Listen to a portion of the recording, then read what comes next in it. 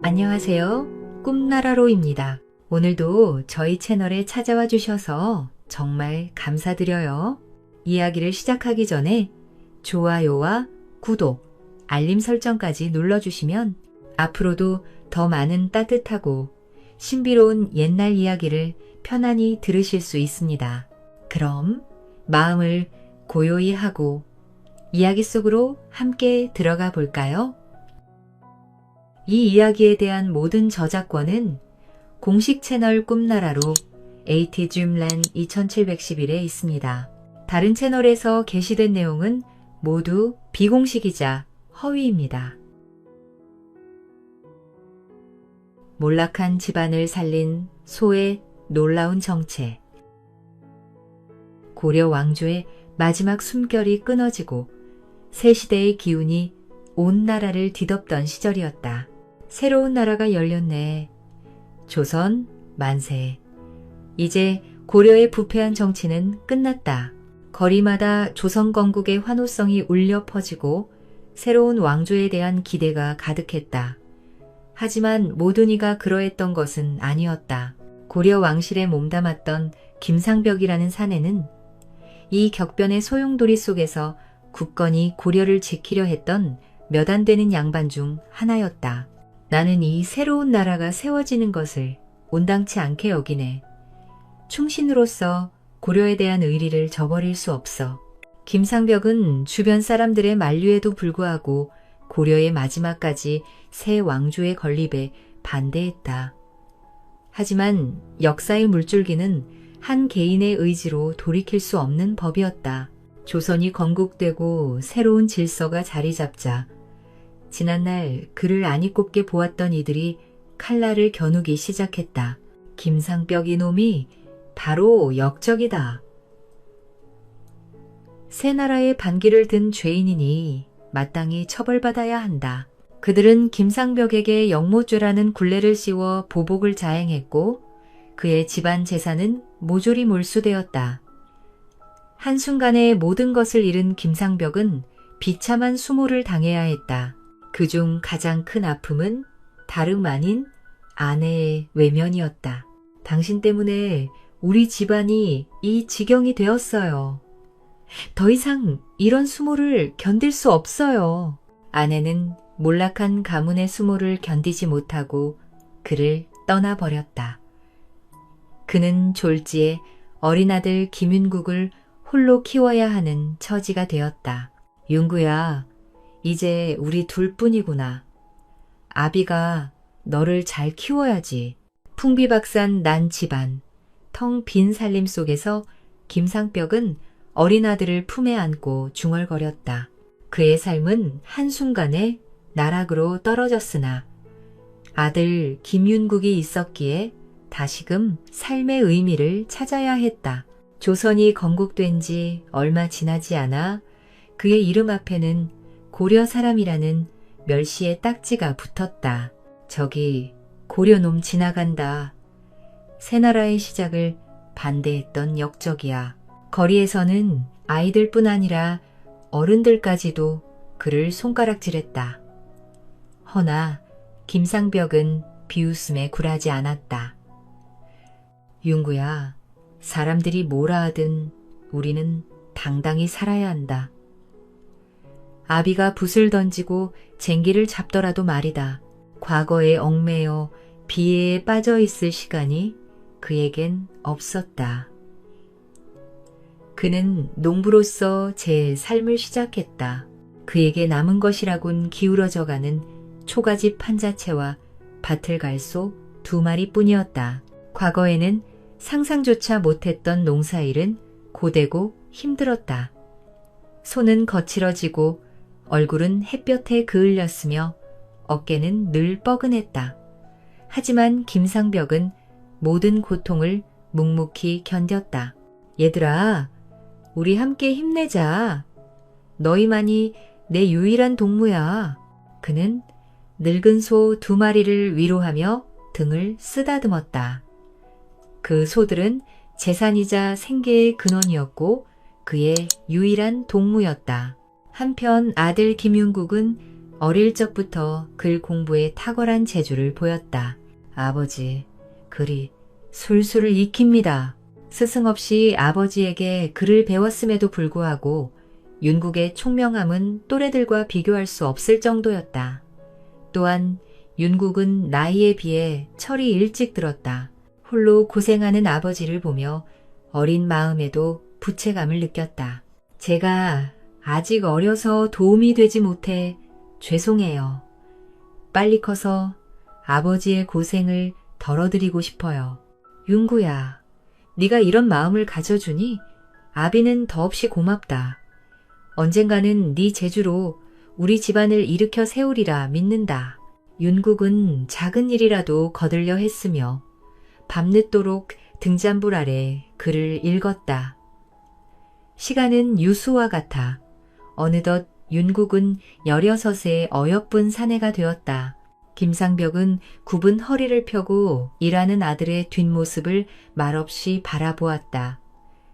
가난한 살림 속에서도 바르게 자라준 아들이 그저 고맙고 대견했다. 하지만 그 흐뭇함 뒤에는 어두운 그림자가 드리워져 있었다. 오랜 농사일과 살림으로 그의 몸은 병들대로 병들어 있었다. 아, 숨이 차오르는구나. 내 몸이 이제 한계인 모양이다. 밭을 갈 때마다 숨이 차고 이따금 심장이 찌르는 듯한 고통이 밀려왔다. 윤구야, 이 아비가 오래 못 살 것 같구나. 너는 반드시 세상에 나아가 뜻을 펼쳐야 한다. 늦은 밤 등잔불 아래 글을 읽는 아들을 바라보며 김상벽은 마음의 준비를 했다. 병세는 날이 갈수록 깊어졌고 그는 결국 자리에 눕게 되었다. 아버지, 눈을 뜨셔야 합니다. 윤국은 아버지의 말은 손을 잡고 밤낮으로 간호하며 애태웠다. 김상벽은 가쁜 숨을 몰아쉬며 아들의 얼굴에서 시선을 떼지 못했다. 윤구야, 아비는 조선을 싫어한 것이 아니었다. 그저 내 나라였던 고려를 지키고 싶었을 뿐이다. 허나 이제 시대는 바뀌었으니 너는 조선의 아들이니라. 이 나라에서 정직하게 미움 사지 말고 살아가거라. 그의 마지막 유언을 들으며 윤국은 눈물을 삼켰다. 이 아비에게 남은 재산은 별것 없구나.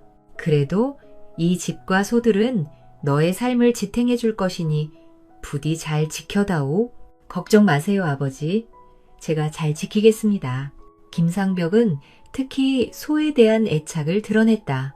그리고 저 소들은 다른 것들과는 남다른 아이들이니 부디 더 정성껏 잘 돌보아야 한다.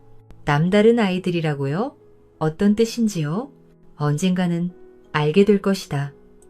잘 돌봐다오. 그의 목소리는 점점 더 희미해졌고 상벽은 마침내 눈을 감고 깊은 숨을 거두었다. 윤국은 아버지의 차가워진 손을 붙들고 한동안 오열했다. 그의 세상 전부였던 아버지 상벽은 그렇게 새로운 왕조의 땅에 쓰러졌다. 이제 16 어린 나이. 윤국은 아버지의 유언을 가슴에 새기며 험난한 세상을 홀로 살아가야 할 처지가 되었다. 윤국은 아버지의 죽음을 정성껏 수습해 뒷산에 고이 묻고 무덤 앞에서 눈물을 쏟은 뒤 굳은 결심으로 집으로 돌아왔다. 곧장 외양간으로 향한 그는 암컷과 수컷소의 눈망울에 맺힌 눈물을 보고 슬픔을 주체하지 못하고 함께 오열했다. 너희들도 아버지의 죽음을 아는 거구나. 눈물은 쉽게 마르지 않았지만 윤국의 꿈은 더욱 또렷해졌다. 아버지, 과거에 합격해서 집안의 명예를 되찾겠습니다. 그는 모든 것을 걸고 과거에 도전하기로 결심했다. 낮에는 소들과 함께 밭을 갈고 밤에는 등잔불 아래 책을 읽었다. 어린 나이에도 그는 농사와 학업을 병행하며 고된 날들을 견디다. 그런 윤국에게 가장 큰 힘이 된 건 다름 아닌 두 마리의 소였다.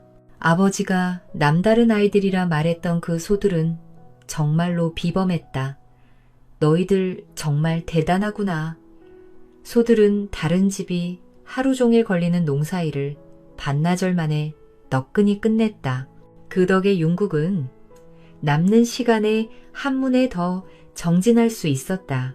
특히 놀라운 것은 암컷소였다. 이미 임신하여 배가 불룩한 상태였음에도 불구하고 그 소는 전혀 힘든 기색 없이 일을 너무나 잘했다. 임신했는데도 이렇게 열심히 일하다니 고맙다. 그렇게 윤국이 아버지의 유언을 지키며 학업과 농사에 매진하던 어느 날이었다. 느닷없이 조정의 탐관오리들이 윤국의 초가집 문을 박차고 들이닥쳤다. 여기가 죽은 김상벽의 집이었다. 내 놈이 그의 아들이지? 탐관오리 중 우두머리인 듯한 자가 비웃듯이 물었다. 예, 무슨 일로 오셨습니까? 윤국은 무슨 일인지 몰라 조심스럽게 대답했다. 네, 아비가 죽었으니 이젠 네가 빚을 갚아야 한다. 빚이라고요? 아버지께서 빚이 있으셨다는 소리를 들은 적이 없는데요. 무슨 소리냐? 이 조선을 세울 때 네 아비 같은 역적의 집안 재산은 마땅히 모조리 몰수했어야 했는데 그만 미처 다 몰수하지 못한 것이 있었느니라. 이미 다 몰수당했는데 또 뭘 가져가시겠다는 겁니까? 이제 그 자녀 재산을 우리가 회수하러 온 것이다. 말도 안 되는 억지에 윤국은 기가 막혔다. 나으리들, 저는 정말 가진 것이 없습니다. 드릴 것이 없어요. 감히 이 몸 앞에서 거짓말을 짓거리느냐. 내 이놈 가진 게 없다고? 저기 외양간의 씨암컷 소 한 마리는 충분히 값어치가 있겠구나. 그것이라도 가져가야겠다. 탐관오리는 콧방귀를 끼며 비웃었다. 윤국은 청천벽력 같은 소리에 절규했다. 나으리, 그 소는 아버지가 남겨주신 마지막 유산입니다. 부디 그것만은 안 됩니다. 윤국은 절규하며 소를 지키려 했지만 탐관오리들은 그를 밀쳐내고 소를 강제로 끌고 갔다. 소는 마치 운명을 아는 듯 애처롭게 울부짖었고 윤국은 무력하게 그 모습을 지켜볼 수밖에 없었다. 하루아침에 아버지가 그토록 아꼈던 소를 빼앗긴 윤국은 깊은 슬픔과 무력감에 휩싸였다. 그는 외양간에서 홀로 남은 수컷 소를 어루만졌다. 너도 슬프지? 우리 둘만 남았구나. 윤국은 지푸라기라도 잡기 위해 지친 몸을 뉘었다. 마음과 몸이 모두 극도로 피곤했던 탓인지 스르르 잠이 들고 말았다. 다음 날 대낮이 되어 잠에서 깬 윤국은 놀라운 광경을 목격했다. 어제 분명히 탐관오리들에게 끌려갔던 암컷소가 바로 옆 칸에 다시 돌아와 있었던 것이다. 이게 어찌된 일이지? 윤국은 자신이 아직 잠에서 덜 깼거나 어젯밤 악몽을 꾼 건가 싶었다. 조심스럽게 다가가 소의 몸을 더듬어 보자 살아있는 온기가 느껴졌다. 어찌된 일인지 알 수 없었으나 빼앗겼던 소가 다시 돌아왔다는 사실에 윤국은 이루 말할 수 없는 기쁨을 느꼈다. 소는 아무 일도 없었다는 듯 평온하게 풀을 뜯고 있었다. 무슨 영문인지 알 수 없어 고개를 절레절레 흔들던 윤국은 곧바로 탐관오리의 집을 찾아갔다. 마을 어귀에 다다르자 이미 많은 마을 사람들이 모여 웅성거리고 있었다. 대체 무슨 일이래요? 하늘에서 바위가 떨어졌다오. 윤국은 사람들을 해치고 집 안을 들여다보다가 경악했다. 탐관오리의 집 창고와 외양간이 거대한 바위에 맞아 박살이 나 있었던 것이다. 그때 안절부절 못하던 탐관오리가 윤국을 발견하고 외쳤다. 이놈, 내 소가 사라졌다. 무슨 짓을 한 것이냐. 윤국은 어이가 없었지만 침착하게 답했다. 제 소는 밤중에 다시 집으로 돌아와 있었습니다. 말도 안 돼. 어떻게 소가 제 발로 돌아가냐. 탐관오리는 믿지 못하겠다는 눈으로 윤국을 노려보았다. 허나 바위는 자연재해이니 어쩔 수 없지. 좋다. 그 소는 다시 가져가겠다. 윤국은 속이 무너졌지만 그들의 횡포에 맞설 힘이 없었다. 그는 고개를 떨군 채 입술을 깨물었다. 이튿날 탐관오리는 다시 윤국을 찾아와 뻔뻔하게 암컷 소를 끌고 가려 했다. 나으리, 외양간이 무너졌는데 어쩌시렵니까? 걱정 마라.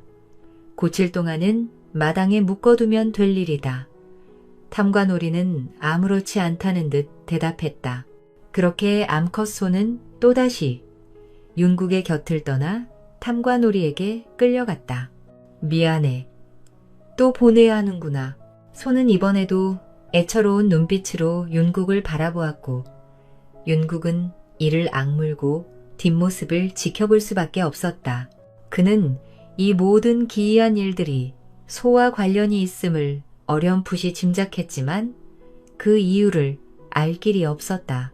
그날 밤 며칠간 탐관오리가 찾아오는 바람에 학업에 전념하지 못했던 윤국은 새벽까지 글 공부에 몰두했다. 오직 책 속에서만 잠시나마 현실의 고통을 잊을 수 있었다. 동이 스물스물 트려던 무렵 대문에서 쾅쾅 하는 소리가 울렸다.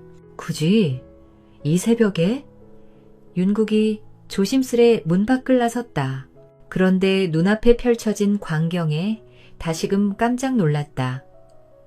대문 앞에 서 있는 것은 다름 아닌 어제 끌려갔던 암컷 소였다. 어떻게 또 돌아온 거니? 소는 제 집처럼 대문에 머리를 기대고 있었다.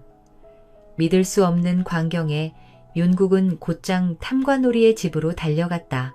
마을 어귀는 어제보다 더 큰 소란으로 가득했다. 아이고, 이 일을 어째? 집이 완전히 무너졌네. 탐관오리의 집은 이제 산산조각이 나 있었다. 어제보다 더 거대한 바위가 떨어져 집터를 완전히 뭉개버린 것이었다. 윤국은 주저앉아 있는 관리에게 다가가 물었다. 무슨 일이 있었습니까? 또 바위가 떨어졌소. 소를 묶어둔 쇠사슬까지 끊기고 소는 풀려났고 그때 관리의 아내가 뛰쳐나와 울부짖었다. 여보, 괜히 김윤국네 소를 데려와서 이런 일이 생긴 거잖아요. 그 말을 들은 윤국은 아버지가 생전에 했던 말이 떠올랐다. 소는 남다른 아이들이니 잘 돌보아라. 윤국은 확신했다. 이 기이한 현상들은 소와 관련이 있다는 걸. 영험한 소라더니 정말인가? 윤국은 조심스럽게 입을 열었다. 나으리, 이 소는 다른 집에 가면 하늘이 노하시는 것 같습니다. 2번이나 바위가 떨어졌고 소만 살아 돌아왔습니다. 필시 범상치 않은 기운이 서린 소입니다. 말이 되는 소리냐?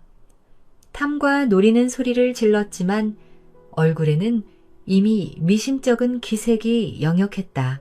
연이어진 기한 재앙이 우연이라고 하기엔 너무나도 기묘했기 때문이었다. 윤국은 그런 그의 눈빛을 놓치지 않고 능청스럽게 말을 이었다. 그렇다면 이 소를 다시 낳을게 가져다 드릴까요? 허나 또다시 저런 큰 바위가 내리치면 낳을 댁은 물론이요. 온 마을이 정말 위험하실 것 같은데. 탐과 노리의 얼굴에 두려움이 스쳤다. 자신의 욕심이 더 큰 화를 부를까 염려된 것이다. 그의 마음이 흔들리자 윤국은 재빨리 제안했다. 이 소는 아버지의 마지막 유산이자 저희 집안의 전부입니다. 제가 돌보되 농사로 얻은 쌀을 나을게 바치겠습니다.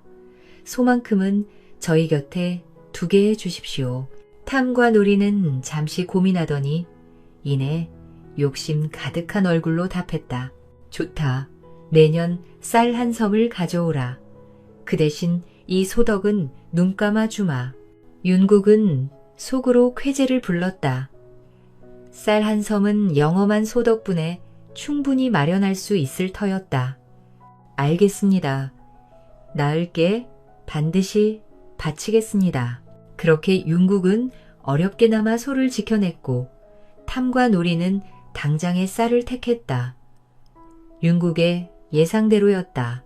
영험한 소가 돌아오자 집안은 다시 안정을 찾았고 탐과 놀이의 횡포나 재앙도 더 이상 닥치지 않았다. 암컷 소와 수컷 소는 재회에 기뻐하며 평온하게 풀을 뜯었고 윤국은 흐뭇하게 말했다. 이제 함께 힘껏 농사짓자.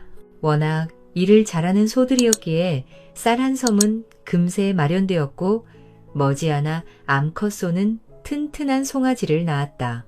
아, 이 작은 것 좀 보라. 어미를 닮아 총명하고 건강했던 송아지는 무럭무럭 자라 곧바로 농사일에 투입될 정도로 듬직해졌다. 이제 윤국에게는 3마리의 소가 생긴 것이다. 3마리의 소 덕분에 윤국의 농사는 압도적인 효율을 자랑했다. 밭은 일찍 갈아졌고 수확은 풍성했다. 덕분에 살림이 넉넉해져 소장농까지 둘 정도로 성장했다. 마을 사람들은 그의 집을 보며 놀라움을 감추지 못했다. 윤국이는 어떻게 농사가 저리도 잘 되는가? 저 소들, 특별한 기운을 가진 게 분명해. 하늘이 내린 복이겠지. 윤국은 아버지의 유언대로 집안을 일으켜 세우며 몰락한 가문의 명예를 조용히 회복해 갔다. 또한 그는 자신만을 위한 부에 만족하지 않았다. 어려운 집안 사정의 마을 사람들을 소장농으로 고용하며 후한 조건을 내걸었다. 소장료만 조금 받고 나머지는 여러분 몫이다. 우리 소들이 일을 잘하니 걱정 마시고 농사만 지으십시오. 윤국의 소들은 워낙 일을 잘해 소장농들도 적은 노력으로 풍성한 수확을 얻었다. 형편이 빠르게 나아진 소장농들은 감격했다. 윤국 도령님, 정말 고맙습니다. 이런 후한 조건을 주시다니 평생 은혜를 잊지 않겠습니다. 이처럼 백성을 위하는 마음을 실천하며 윤국은 학업에 더욱 매진했다. 밤낮으로 글을 읽고 쓰며 학문에 몰두했고 마침내 그의 끊임없는 노력은 빛을 발했다. 윤국은 18살 되던 해에 당당히 합격하여 조선 조정에 입성하게 되었다. 합격 소식을 들은 그는 하늘을 올려다보며 중얼거렸다. 아버지, 아버지의 염원을 이루었습니다. 가문의 명예를 되찾는 순간입니다. 조정문 앞 기쁨에 찬 윤국과 달리 수많은 백성들이 헐벗은 모습으로 구걸하고 있었다. 그들 사이에서 윤국은 낯익은 얼굴을 발견했다. 한때 암컷 소를 빼앗으려 했던 탐과 놀이가 초라하게 앉아 있었다. 윤국은 말없이 동전 한 양을 꺼내 그의 앞에 던졌다. 동전이 떨어지는 소리가 적막한 공기를 갈랐다. 그는 싸늘한 어조로 한마디를 남겼다. 이제부터는 정직하고 착하게 사시오. 탐과 놀이는 고개를 들었다가 윤국을 알아보고 떨리는 목소리로 말했다. 윤국이 아니냐? 네가 어찌... 그러나 윤국은 돌아보지 않고 조정의 문을 향해 걸음을 옮겼다. 마음속엔 아버지의 유언이 선명히 떠올랐다. 정직하게 미움 사지 말고 살아라. 윤국은 조정에서도 정직하고 성실한 관리로 인정받았다. 그는 오직 백성과 나라를 위한 일에 힘썼고 부정에는 눈길도 주지 않았다. 윤국 자네는 정말 고든 사람이야. 모두가 신뢰하고 있네. 김대감님은 정말 청렴하신 분이야. 그의 품성과 능력은 높은 평가를 받았고 명성은 널리 퍼졌다. 그와 함께 아버지 김상벽의 이름도 다시 회자되기 시작했다. 사람들은 이제야 김상벽이 충신이었다는 걸 깨달았고 그의 억울한 몰락을 안타까워했다. 죽은 상벽의 명예는 윤국 덕분에 되살아났다. 윤국은 아버지의 유언을 지키며 정직한 삶이 결국 명예를 되찾는 길임을 몸소 증명했다. 하루의 업무를 마친 윤국은 외양간으로 향했다. 어미소, 아비소, 그리고 늠름하게 자란 송아지까지 3마리의 소들이 평화롭게 잠들어 있었다. 윤국은 그 곁에 앉아 조용히 속삭였다. 정말 아버지가 특별한 유산을 남기신 것이었어요. 너희가 없었더라면 지금의 나는 없었을 거야. 그의 손길의 소들은 편안하게 숨을 내쉬었다. 너희는 내가 죽을 때까지 지켜야 할 은인 같은 존재야. 정말 고맙다. 윤국은 소들이 있는 외양간 한쪽에 몸을 뉘었다. 차가운 흙바닥이었지만 온기로 가득한 그곳은 그에게 가장 편안한 잠자리였다. 그의 꿈속에는 아마도 아버지의 미소가 가득했을 것이다. 이 이야기는 고려 말기에 사대부 김상벽과 그의 아들 김윤국의 삶을 통해 역경 속에서도 올곧은 길을 걸어가는 삶의 가치를 보여줍니다.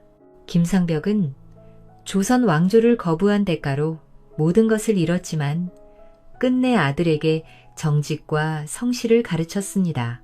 아버지의 뜻을 이어받은 김윤국은 가난과 멸시를 딛고 노력과 학문으로 집안을 다시 일으켜 세우며 마침내 청렴한 관료로 성장합니다. 이야기에 등장하는 특별한 소들은 정의와 인내의 상징으로 탐욕과 불의는 결국 무너지고 올바른 삶은 반드시 보상받는다는 교훈을 전합니다. 엽전 한 잎에 몸을 허락한 처녀 뱃사공. 이 일을 어찌야 후 푸르른 파도가 철썩거리는 완도의 바닷가. 어느 중년의 남자가 한숨을 푹푹 내쉬고 있었습니다. 그는 조금 떨어진 어떤 어여쁜 여인을 힐끗 보더니 몰래 엽전 한 잎을 바다에 던졌지요. 용왕님께 비나이다. 부디 천생배필 만나게 해주십시오. 나지막이 소원을 중얼거린 그는 섬에 필요한 물건을 나르는 뱃사공이었습니다. 여인은 눈치를 챘는지 뱃사공에게 다가왔습니다. 어휴, 또 이상한 소원 빈 거 아니죠? 소원은 무슨 소원? 준비는 다 됐느냐? 어휴, 또 이상한 소원 빈 거 아니죠? 소원은 무슨 소원? 준비는 다 됐느냐? 예, 이제 가요, 아버지. 옛날 옛적 전라도의 작은 섬안도 뱃사공 한 사람이 있었습니다. 그는 외동딸과 함께 육지에서 섬으로 물건을 전달하는 일을 하며 살았지요. 아버지, 저한테 주세요. 제가 도와드릴게요. 아니다. 이런 건 아비가 할 터이니. 연희, 너는 가만 앉아 있거라. 외동딸 연희는 일찍 세상을 떠난 아내가 남긴 유일한 혈육이었습니다. 호랍이 된 뱃사공은 어려운 살림에도 하나뿐인 딸을 애지중지 길러냈고 딸은 어엿한 처녀로 자라나 어느새 아버지의 일을 돕고 있었지요. 연희는 얼굴이 고왔고 마음씨도 굉장히 예뻤습니다. 효심은 또 얼마나 지극한지 완도에서 효녀 연희하면 모르는 이가 없을 정도였지요. 하지만 그 효심은 뱃사공의 큰 근심거리였습니다. 딸 연희가 아버지가 홀로 남을 것이 걱정된다며 도무지 시집갈 생각을 안 했기 때문이지요. 얘야, 너도 이제 시집 가야지. 무슨 소리세요? 저는 아버지랑 사는 게 제일 좋아요. 당시에는 15만 돼도 시집을 갈 시절이었으니 벌써 20살이나 된 연희는 노처녀 중에 노처녀였습니다. 평생 아버지랑 살겠다. 고집을 피워댄 지 여러 해, 그 많던 혼담도 모두 끊기고 말았지요. 이 일을 어찌하? 후. 뱃사공은 딸이 걱정되는 마음에 땅이 꺼져라 한숨을 터뜨렸습니다. 그럴 때면 그는 소중하게 간직하던 엽전 한 잎을 바다에 던지며 딸이 알아채지 못하도록 조용히 용왕님께 소원을 빌곤 했지요. 용왕님께 비나이다. 제발 과연 제 딸이 천생배피를 만나게 해주십시오. 그러던 어느 날 뱃사공 부녀는 육지로 나가는 짐을 막 추려하던 참이었습니다. 그런데 저 멀리서 누군가 다급하게 외치는 소리가 들려왔지요. 잠깐, 뱃사공 양반, 그 배에 나 좀 태워주시오. 뒤를 돌아보니 노인 한 사람이 헐레벌떡 뛰어와 숨을 고르고 있었습니다. 딱 보아도 배삭을 낼 수 없을 만큼 초라한 차림이었지요. 이미 배에 짐이 가득해 사람을 더 태우기는 어려웠습니다. 뱃사공이 난색을 표하자 딸이 조심스레 나서 말했습니다. 아버지, 어르신께서 너무 딱해 보이시는데 제가 자리를 하나 만들어 볼까요? 딸이 그러니 뱃사공도 하는 수 없이 고개를 끄덕였습니다. 다른 노인이 앉을 자리를 만들어주고 물까지 건네며 정성껏 모셨습니다. 그렇게 부녀의 나룻배는 노인을 태우고 육지를 향해 바다로 나갔지요. 그런데 나룻배가 완도를 떠나 한참을 지났을 때였습니다. 일렁이던 물결을 바라보던 노인이 불현듯 벌떡 일어나 소리를 질렀지요. 사공양반, 나 좀 제주도에 데려다 주시오. 예, 제주도에 데려다 달라고요? 어이구 어르신, 이 배는 강진으로 가는 배입니다. 아니야, 지금 당장 제주로 가야 한다니까. 노인의 뜬금없는 요구에 사공은 어이가 없었습니다. 참말도 안 되는 소리, 좀 그만하라니까. 그가 더 이상 참지 못하고 버럭 소리를 지르자 이번에는 연희가 나서 노인을 달랬습니다. 어르신, 저희가 강진의 짐들을 내려주어야 해서요. 무슨 사연이 있더라도 강진에 내리셔서 제주로 가는 배를 구해보심이 어떠실지요. 그러자 노인은 두 손을 모으고 간절한 어조로 부탁했습니다. 나는 본시 제주에서 큰 고기를 잡던 어부인데 이 바다에서 큰 풍랑을 맞아 완도로 떠밀려 온 것이네. 내 가족을 못 본 지 너무 오래되었고 수중에는 이것밖에 없으니 이거라도 받고 제발 나를 제주에 데려다 주시게나. 그러면서 노인은 주머니에 있던 녹슨 엽전 한 잎을 꺼내 딸에게 내밀었습니다. 노인의 기구한 사연을 들은 딸은 마음이 짠해졌습니다. 잔잔하고 마침 부는 바람도 순하니 강진의 짐을 내리고 나서 출발해도 반나절이면 제주에 도착할 수 있지 않을까요? 뱃사공은 노인을 불쌍히 여기는 딸의 말에 마음이 흔들렸습니다. 이에 하는 수 없이 제주도로 뱃머리를 돌렸지요. 다행히 배는 제주 포구에 안전하게 도착했습니다. 노인이 배에서 내리자 부녀는 서둘러 집으로 돌아가려 했지요. 그런데 노인이 뱃사공의 팔을 붙들며 말했습니다. 네, 미안하여. 이렇게는 못 보내네.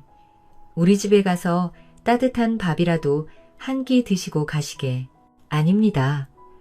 지금 서둘러야 오늘 안에 집으로 갈 수 있습니다.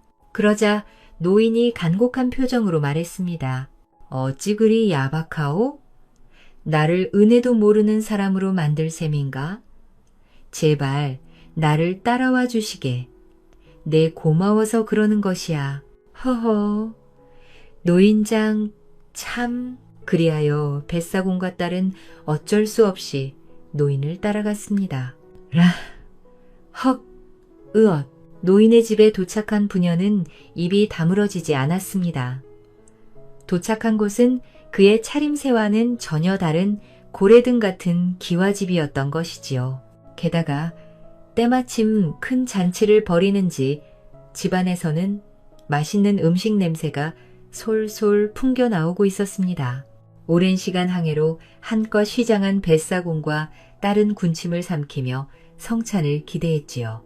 이놈들아, 애비와. 그런데 집안에 들어선 부녀는 무언가 이상함을 느꼈습니다. 노인이 집안 구석구석을 돌며 기척을 내내도 아무도 그을 반기는 사람이 없었던 것이지요. 가족들은 하나같이 노인을 본 척만 척하며 지나쳐갈 뿐이었습니다. 어허, 그 상은 그쪽이 아니다. 허허, 여기 기름이 다 떨어졌구나. 뭐들 하느냐? together. 부녀는 노인이 집에서 어떤 대접을 받고 사는지 단박에 알아차릴 수 있었습니다. 이에 심히 민망해져서 뒷걸음질치며 대문을 나왔지요. 그러자 노인은 황급히 따라 나와 부녀를 붙잡았습니다. 어딜 가시나? 조금만 기다렸다가 따뜻한 밥 한 끼 먹고 가게나. 아닙니다, 어르신. 밥은 먹은 거나 진배 없습니다. 강건하게 오래오래 사십시오. 부녀는 그렇게 노인에게 인사를 한 뒤 돌아섰습니다. 그러자 노인은 못내 아쉬운 듯 그들을 바라보더니 급히 달려와 품속에서 웬 기다란 것을 꺼냈습니다.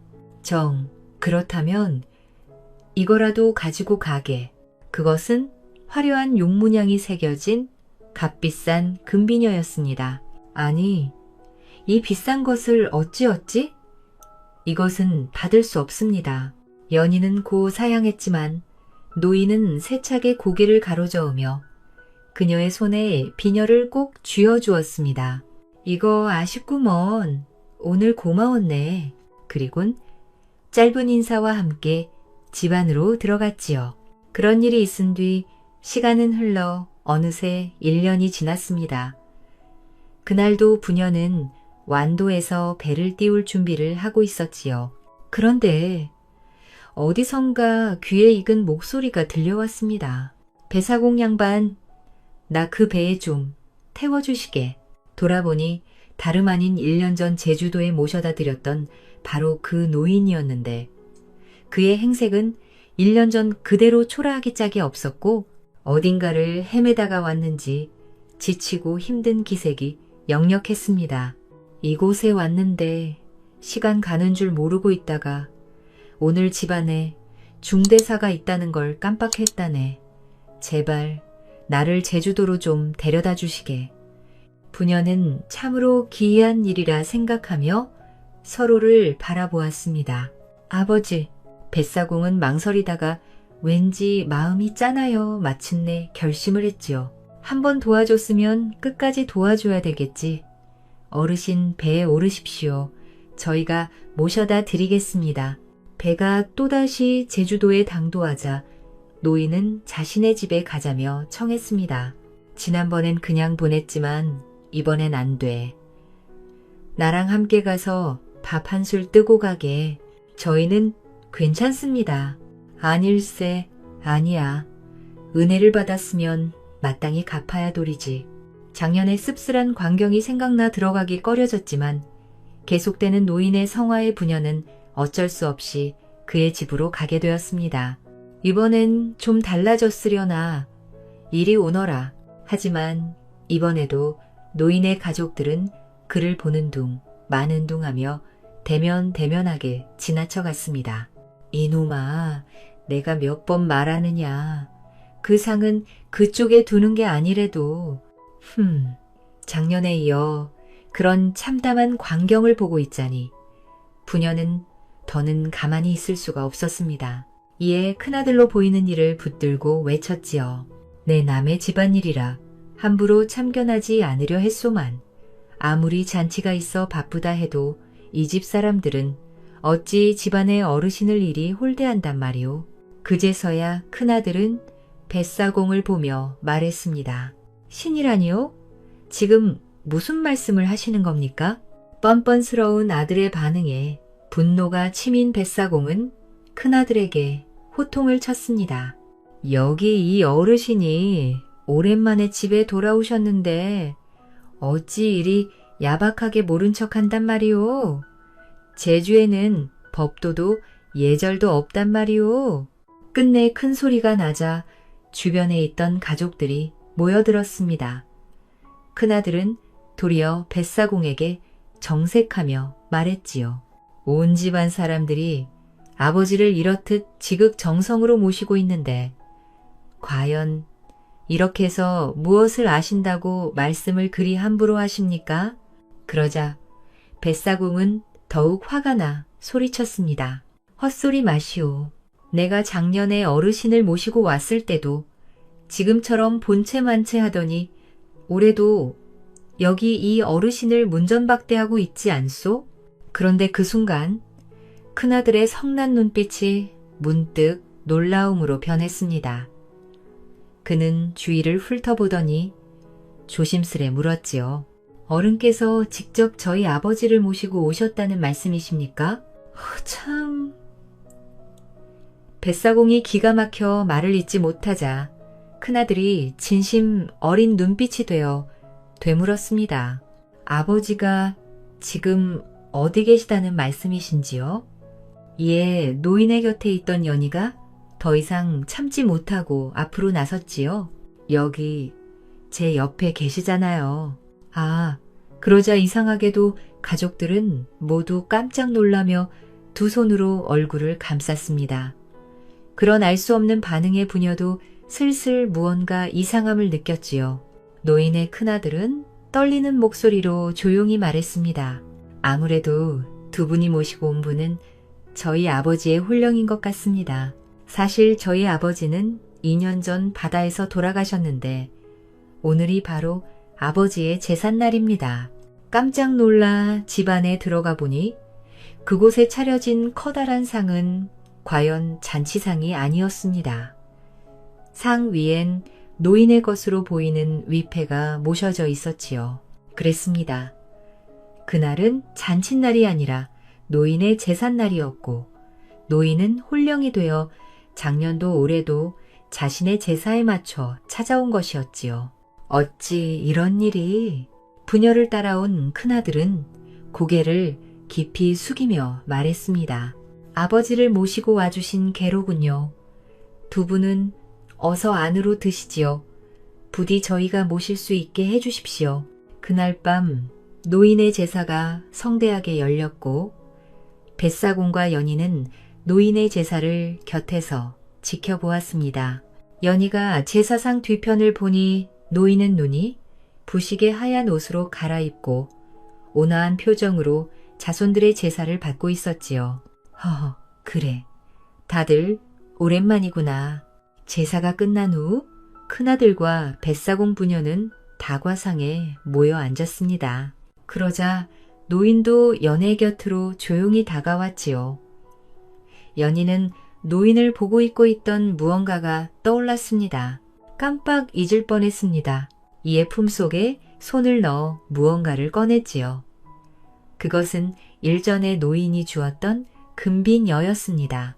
이 물건은 작년 어르신께서 제게 주신 것인데 이제는 주인께 돌려드려야 할 때인 것 같사옵니다. 그런데 그 순간 큰아들이 갑작스레 눈물을 터뜨렸습니다.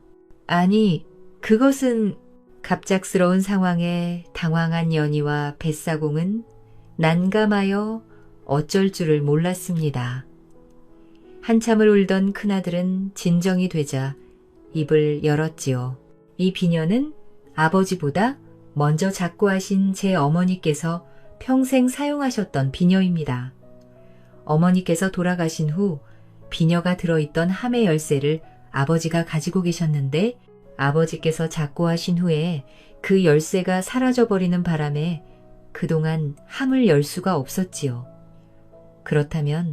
그런데 부녀는 말을 하던 도중 멈칫할 수밖에 없었습니다. 큰아들이 갑자기 그들 앞에 무릎을 꿇는 것 아니겠어요. 아니, 갑자기. 왜? 뱃사공이 어리둥절해하자 큰아들이 고개를 바닥에 조아리며 말했습니다. 이 비녀는 며느리가 될 여인에게 주라는 어머님의 유언이 있었습니다. 아버지께서 이 비녀를 어르신의 따님께 주셨다면 제 배필을 정해주고 가신 것이 분명합니다. 부디 따님을 제게 주십시오. 뱃사공 부녀는 그제서야 그간에 있었던 일이 어찌된 연유인지 알 것 같았습니다. 뱃사공은 어하니 벙벙해서 답했지요. 그야 내 평생 소원한 일이긴 하네만 참으로 믿을 수가 없구먼. 뱃사공과 연희가 어쩔 줄 몰라 하고 있는데 곁에 앉아서 그들의 모습을 보던 노인이 딸의 귀에 속삭였습니다. 아가, 이제야 내가 너에게 모든 것을 말해줄 수 있겠구나.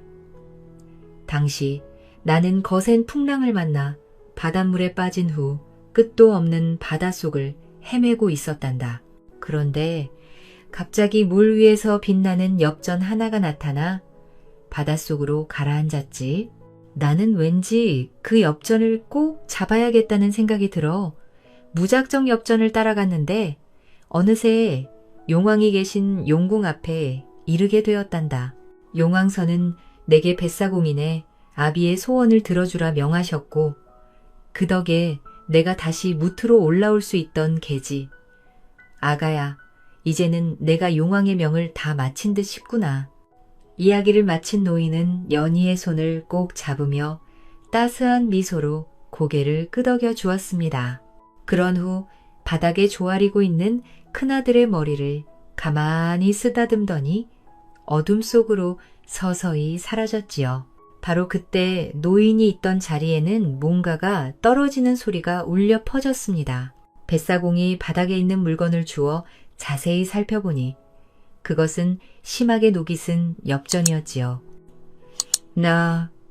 그 순간 뱃사공은 놀라 소리를 질렀습니다. 그 엽전은 다름 아닌 자신이 용왕에게 딸의 배필 점지해달라 빌면서 바다에 던졌던 바로 그 엽전이었으니까요. 아이고, 고맙습니다. 참으로 감사합니다. 뱃사공은 노인이 사라진 방향을 향해 큰 절을 올렸습니다. 연희와 큰 아들도 뱃사공을 따라 절을 올렸지요. 1년 후 제주 최고의 갑부고시 집안에서는 성대한 혼례식이 거행되었습니다. 물론 신랑은 노인의 큰아들이었고 신부는 뱃사공의 노처녀딸 연희였습니다. 모여든 사람들로 발 디딜 틈 없이 북적였고 사람들은 모두가 한마음이 되어 고 씨의 성혼을 진심으로 축하해 주었습니다. 천하에 저런 효자가 또 있겠어? 어머머, 3년상 치르자마자 곧바로 아버지 3년상을 치르신 우리 효자 도련님. 그간 장례로 혼기를 놓치시고 노총각이 되셨던 우리 도련님께서 드디어 장가를 가시는구나. 근데 저 신부는 용왕이 데려다 준 처자라잖아. 그래서 그런지 세상 사람 같지 않게 이쁘네. 그래. 혼례에 모여든 안 사람들은 서로 모여 침이 마르도록 신랑과 신부를 칭찬했습니다. 제주부 고 씨의 장인이 된 사공 아버지도 그날은 반짝이는 비단으로 지은 화려한 한복을 입고 흐뭇한 표정으로 딸의 혼례를 지켜보았지요. 혼례가 끝난 후 고 씨는 뱃사공에게 절하며 말했습니다. 이제 제게 남은 아버지는 한 분뿐이니 소자 지극정성으로 아버님을 모시겠습니다. 이리하여 한 가족이 된 세 사람은 이후로도 평안하고 행복하게 오래오래 함께 살았다고 합니다. 가시고기라는 물고기가 있습니다. 몸길이가 7cm밖에 안 되는 가시고기 수컷은 산란기가 되면 혼신의 힘을 다해 집을 지은 후 암컷 물고기가 그 집에 산란을 하고 나면 홀로 되어 자식들을 지킨다고 합니다. 이 조그만 물고기는 자신보다 아무리 강한 물고기가 쳐들어와도 굴복함 없이 용감하게 끝까지 싸워 적들을 물리치고 알들이 부화할 때까지 단 한순간도 둥지를 떠나지 않고 부지런히 지느러미질을 하여 알에 산소를 공급해 준다고 합니다. 그리고 알들이 깨어날 때까지 아무것도 먹지 않고 자식들을 지킨 수컷 가시고기는 결국 온몸이 만신창이가 되어 최후를 맞이한다고 하지요. 그런데 아무것도 모르는 새끼 가시고기들은 알에서 깨어난 후 그렇게 죽은 아버지의 몸으로 모여들어 아버지의 살을 뜯어먹으며 성어가 된다고 합니다. 이번 얘기에서 뱃사공처럼 세상의 모든 부모는 자식들을 위해 기꺼이 가시고기가 되어주십니다. 오늘 하루 시간을 쪼개어 부모님을 찾아뵙고 가히 없는 부모님의 사랑에 감사의 마음을 전해보는 것은 어떨까요? 이 이야기는 아버지를 위해 혼인을 미루는 딸의 효심과 그런 딸의 행복을 위해 조용히 기도하는 아버지의 사랑을 잘 보여줍니다. 낡은 엽전과 허름한 노인의 등장은 인간의 진심과 선행이 결국 하늘과 바다에 닿아 복으로 돌아온다는 교훈을 전합니다. 또한 외모나 형편만으로 사람을 판단하지 않고 진정으로 돕는 마음이 결국 뜻밖의 인연과 행복으로 이어질 수 있음을 일깨워 줍니다. 결국 이 전래 이야기는 효심, 선행, 그리고 인연의 소중함을 되새기게 하는 따뜻한 교훈을 담고 있습니다.